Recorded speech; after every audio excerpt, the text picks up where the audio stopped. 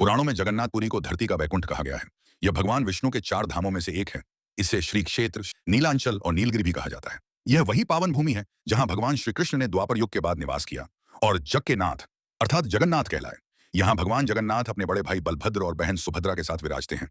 लेकिन क्या आप जानते हैं इनकी आराधना की यह परंपरा कैसे शुरू हुई? इसके पीछे छिपी है एक अद्भुत और रहस्यमयी कथा, भगवान नील माधव की कथा।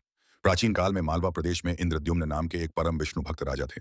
एक रात भगवान विष्णु ने उन्हें स्वप्न में दर्शन दिए और कहा, नीलांचल पर्वत की एक गुफा में मेरी एक मूर्ति है जिसे नीलमाधव कहते हैं। तुम एक भव्य मंदिर बनवाकर उसमें मेरी यह मूर्ति स्थापित करो। राजा ने तप किया और तब हनुमान जी प्रकट हुए। उन्होंने मंदिर के स्थान और मूर्ति के स्वरूप के बारे में बताया। राजा ने समुद्र तट पर एक भव्य मंदिर का निर्माण आरंभ किया। भगवान श्रीहरि ने फिर स्वप्न में आकर कहा, मेरे विग्रह को ढूंढने के लिए लोगों को अलग अलग दिशाओं में भेजो। राजा ने अपने भाई विद्यापति को भी इस कार्य में लगाया। विद्यापति जिस दिशा में निकले वहां घने जंगल और पहाड़ थे। उन्हें एक कबीले का पता चला जहां सब्र जाति के लोग रहते थे। उनके मुखिया विश्ववसु एक गुप्त स्थान पर भगवान नीलमाधव की पूजा करते थे। विश्ववसु की बेटी ललिता ने जंगल में घायल विद्यापति की सहायता की।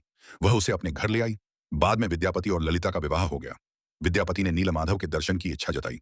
विश्ववसु ने आंखों पर पट्टी बांधकर उसे विग्रह तक पहुंचाया। चतुर विद्यापति ने रास्ते में राई के दाने गिरा दिए ताकि मार्ग याद रह जाए। अंत में एक गुफा में जब पट्टी खोली गई तो प्रभु नीलमाधव का तेजस्वी विग्रह उनके सामने था। बाद में विद्यापति चुपचाप वहां से विग्रह लेकर लौट आए। जब राजा ने उस विग्रह को देखा तो प्रसन्न हुए। लेकिन भगवान श्रीहरि अप्रसन्न थे क्योंकि मूर्ति चोरी से लाई गई थी। भगवान ने स्वप्न में आकर कहा, अब मेरी मूर्ति बनवाओ, लेकिन किसी साधारण मूर्तिकार से नहीं, समुद्र में बहकर आ रही लकड़ी के विशाल लट्ठे से मेरी मूर्ति बनेगी। वह लकड़ी उठाने में कोई सफल नहीं हुआ।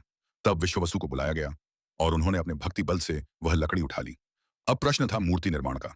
राजा के सभी कारीगर असफल रहे।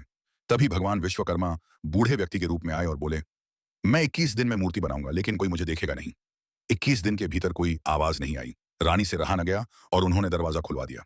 अंदर देखा तो विश्वकर्मा गायब थे और वहां 3 अधूरी मूर्तियां थीं। भगवान नीलमाधव, बलभद्र और सुभद्रा, तीनों की मूर्तियां अधूरी थीं, लेकिन उनमें एक दिव्य तेज था। राजा ने इन्हें ही प्रभु की इच्छा मानकर मंदिर में स्थापित कर दिया।